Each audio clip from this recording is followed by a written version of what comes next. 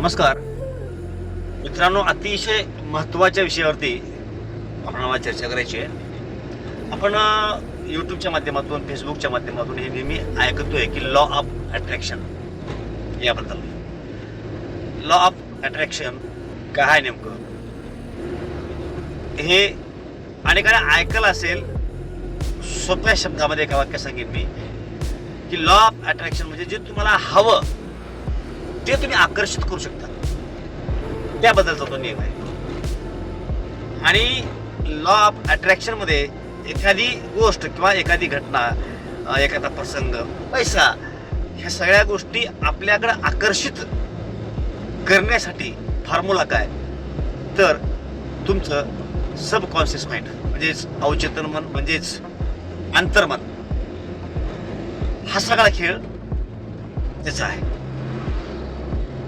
मग आपल्या लक्षामध्ये बसलं असेल की लॉ ऑफ अट्रॅक्शन काय आणि तिच्या माध्यमातून आपल्याला जे साध्य करून घ्यायचंय ते कोण करू शकतं. आता ते कसं करून घ्यायचं ते सुद्धा समजून घ्यायचा प्रयत्न करू. यावरती मी अगदी मागील 10 वर्षापासून अभ्यास करतोय. फार गाढा अभ्यास आहे मी असं म्हणणार नाही, परंतु मला याची गरज वाटली आणि मी पुण्यामध्ये याचं ट्रेनिंग खास घेतलेलं आहे.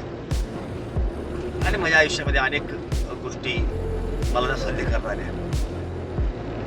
एक मधला काळ होता ज्या काळामध्ये मी प्रचंड अडचणीमध्ये होतो.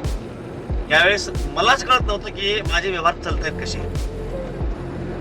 मला हेच कळत नव्हतं की माझ्या आयुष्यामध्ये हे सगळं आलबेल चाललंय कसं.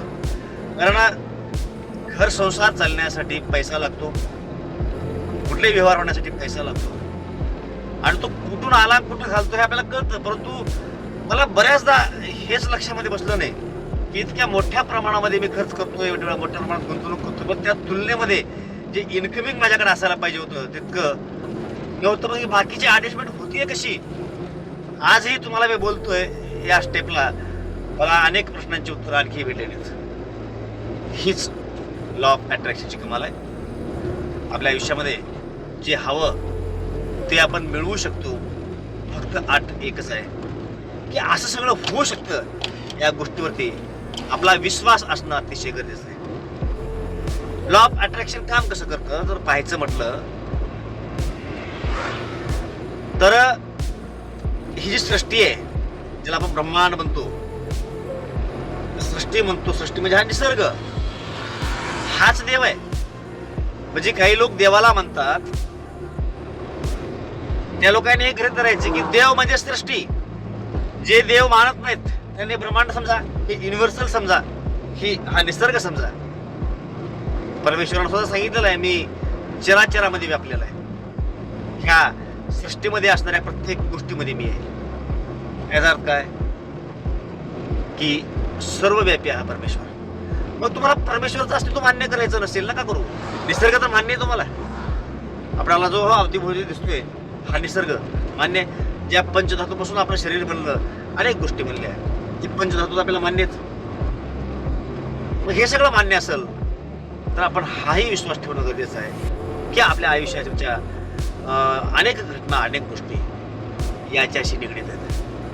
आपण बऱ्याचदा एखाद्या व्यक्तीचं नाव घेतो आणि ती व्यक्ती समोर येऊन थांबते.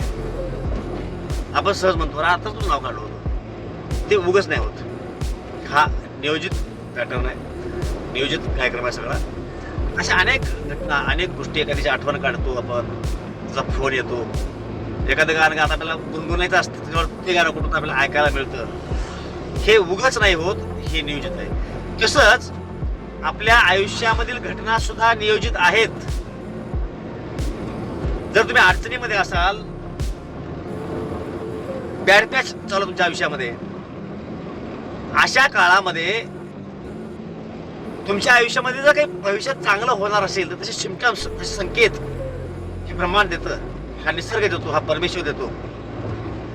परंतु त्याकडे पाहण्याची जी आपली नजर आहे ती नजर आपल्याकडे असणं अतिशय आवश्यक आहे. अनेकदा संधी येतात परंतु आपल्याला त्या कळत नाहीत, आणि त्यामुळंच अनेक लोक संधीचं सोनं करून घेतात. अनेकाला ते करता येत नाही. त्याच्यामुळे प्रथम हे या गोष्टीवरती विश्वास असणं गरजेचं आहे. आतून मधून ही ह्याची एक मूळ आट आहे की तुम्हाला वाटलं पाहिजे की असंही होत असतं. मी तुम्हाला पुढल्या एखाद्या व्हिडिओमध्ये प्रात्यक्षिक करून दाखवेन. 1-2-3 प्रात्यक्षिक आपल्याला करता येतील. अगदी आता समजा बोट आहे, हे बोट जर लांबवायचं म्हणलं तर हे कुणाला शक्य आहे का? कुणालाही शक्य नाही. परमेश्वर लांबू शकेल कदाचित, परंतु इतराला शक्य नाही. पण हे बोट मी लांबवून दाखवू शकतो तुमचं. तसं एक फॉर्म्युला आहे आणि त्यासाठी वापर होतो आपल्या मनोऊर्जेचा. म्हणजे मनोऊर्जेमध्ये जर एखाद्या आपल्या शरीराचा पार्ट लांबवायची ताकद असेल तर मनोऊर्जा काय करू शकत नाही. आणि मग हे असं होऊ शकतं यावरती विश्वास असणं म्हणजेच लॉ ऑफ अट्रॅक्शनच्या तुम्ही जवळ पास जात आहे असं म्हणायला हरकत नाही काही, किंवा त्या गोष्टीवर तुमचा विश्वास आहे असं म्हणायला हरकत नाही काही. किंवा मग येणाऱ्या काळामध्ये लॉ ऑफ अट्रॅक्शनच्या माध्यमातून तुमच्या आयुष्यामध्ये काहीतरी परिवर्तन होऊ शकेल असं म्हणता येईल. यासाठी सगळ्यात पहिली अट ही की इतराबद्दल कुणाबद्दलही वाईट विचार आपल्या मनामध्ये ठेवू नका. सकारात्मक विचार नियमित बाळगा. जे काही तुमच्या आयुष्यामध्ये भेटलंय, अनेक गोष्टी भेटल्या नसतील, ज्या भेटल्या नाहीत त्याचं गाणं गाऊ नका, त्याचा पाडा गाऊ नका, त्याची वारंवार आठवण करू नका. ज्या गोष्टी भेटल्यात त्याची आठवण करा, त्याचा पाडा गा, त्याचे स्मरण वारंवार करा आणि आभार माना त्या परमेश्वराचे, त्या ब्रह्मांडाचे, त्या निसर्गाचे की हे तू मला दिलास त्याबद्दल मी तुझा ऋणी आहे. माझ्या आयुष्यामध्ये जे काही सुख आहे, जे काही आनंद आहे, ज्या काही गोष्टी माझ्या अवतीभोवती घडत गेल्या, चांगल्या अनुकूल घटना घडत गेल्या, काही चांगले माणसं माझ्या आयुष्यामध्ये येत गेले, काही चांगल्या संधी मला मिळत गेल्या आणि यातून मी चांगलं जीवन जगू शकलो. जे काही जीवन चांगलं जगतोय मी त्याच्यामध्ये तुझा हातभार आहे, त्यामुळं तुझे आभार. ही आभाराची भावना, ही ह्याचे काही आपल्यावरती उपकार आहेत याची भावना, ही भावना निसर्गतः आपल्या आतून बाहेर पडणं गरजेचं आहे. ज्यावेळेस ह्या भावना बाहेर पडतात, ही भावना आपण निर्माण करतो, त्यावेळेला आपल्यातून जे तरंग बाहेर पडतात ते ह्या सृष्टीशी निगडीत होतात आणि मग तुम्हाला तशाच अनुकूल अशा घटना, अनुकूल अशा गोष्टी, अनुकूल अशा संधी देण्याचं काम, समोर आणून उभं करण्याचं काम हे युनिवर्स करतं, हे ब्रह्मांड करतं, हा परमेश्वर करतो. त्याच्यामुळं आयुष्यामध्ये घडणाऱ्या दुःखद घटनांकडे वारंवार पाहू नका. ज्यात आनंद आहे, ज्यात सुख आहे, ज्यात आपल्या आयुष्यामध्ये काही परिवर्तन होणार आहे अशा गोष्टी आहेत, तिचं स्मरण करा, त्याचं चिंतन करा. आता हे सगळं करत असताना अजून एक गोष्ट त्या लोकांनी लक्षात ठेवायची आहे जे व्यसन करतात.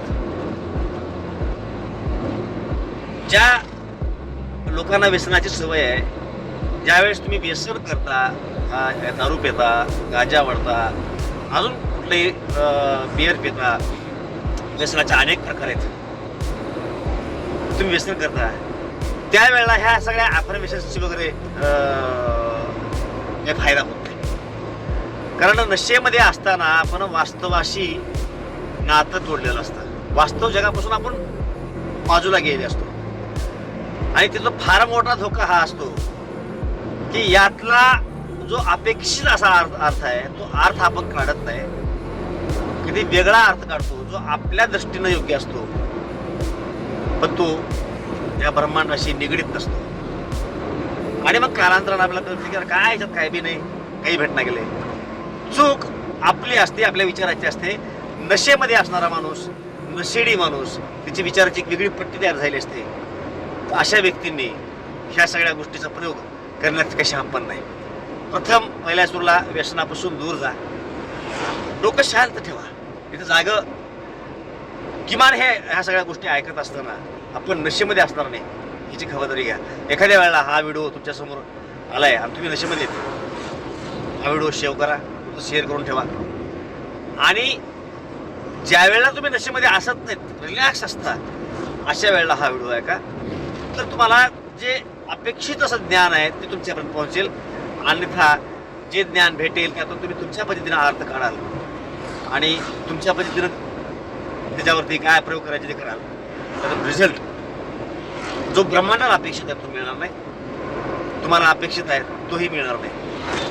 काहीतरी नवीनच गोष्टी समोर येतात. किंबहुना तुम्ही तुम्ही आहेत त्यापेक्षा आणखी जास्त अडचणीमध्ये जाऊ शकता. आपणाला वाटतं की मी देवदेव करतोय, मी श्रद्धेनं पूजापाठ करतोय, मी सांगितल्याप्रमाणे ह्या ब्रह्मांडाचे उपकार मानतोय, सगळं करतोय, परंतु तुम्ही नशेमध्ये असल्यामुळं तुमचं डोकं ज्या योग्य ट्रॅकवरती चाललं पाहिजे त्या ट्रॅकवरती चालत नाही. त्याच्यामुळं प्रथम नशेपासून दूर राहा. आणि किमान जर तुम्ही नशा करत असाल तर अशा गोष्टींची माहिती घेत असताना, नशेमध्ये नसताना माहिती घ्या, तर तुम्हाला थोडं बहुत त्यातलं काहीतरी कळेल की वारंवार वारंवार वारंवार ऐकल्याच्या नंतर आपल्या लक्षामध्ये बसेल की ह्या ब्रह्मांडामध्ये अनेक गोष्टी आहेत ज्या आपल्याला सहकार्य करू शकणार आहेत. या व्हिडिओवरती आणखीन आपण डीपमध्ये पुढे माहिती पाहू शकतो. टप्प्याटप्प्यानं मुद्देसूद माहिती पाहू शकतो. एक प्राथमिक माहिती म्हणून मला माहिती देण्याचा मी प्रयत्न केला. खरंच ज्ञानेश्वर माऊलीचे पाठीवरती मांडे असतील, रेड्यामुखी वेदबळीला असेल, मारुती रामेश्वरहून उड्डाण करून श्रीलंकेमध्ये गेले असतील, श्रीकृष्णाने करंगिरीवरती गोवर्धन घेतलं असेल, असे अनेक चमत्कार, ज्याला आपण चमत्कार म्हणून पाहतो, ते चमत्कार नव्हते खरं तर, ती एक मनोऊर्जा होती. मनोऊर्जेच्या माध्यमातून त्यांनी ते सगळं साध्य केलं होतं.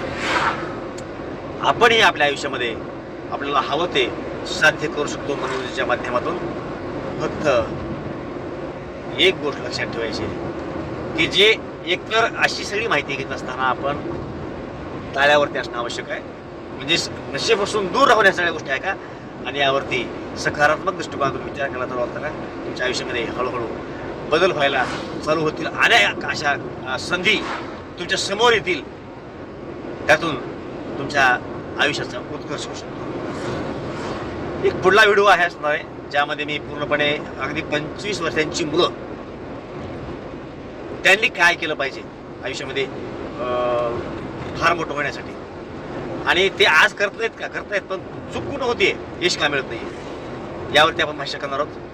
पुढला व्हिडिओ आपल्यासाठी महत्त्वाचा असणार आहे. चॅनलला आपण सबस्क्राईब केलं नसेल तर चॅनलला लगेच सबस्क्राईब करून घ्या. ही माहिती आवडली असेल लाईक करा, इतरांपर्यंत सुद्धा पोहोचवा. लवकरच भेटू. जय श्रीकृष्ण.